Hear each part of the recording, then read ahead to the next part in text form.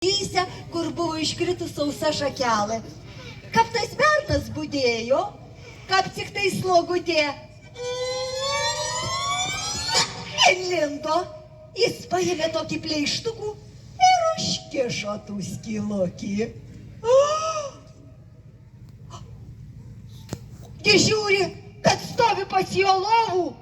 Jauna, graži, gryna merga. Ant ryto ir tėvas su motinu, ir visa šeimyna stebėjo šitų jaunų gražių sugautų mergų. Ilgainiui tas bernas pamilo tų mergų ir vedė. Ir sugyveno jie vieną kūdikį.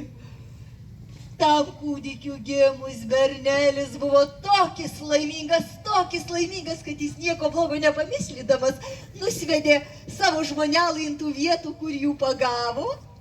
Ištraukė pleištukų ir sako: žiūrėk, počiute, per kokių mažų skylakį aš tavi pagavau.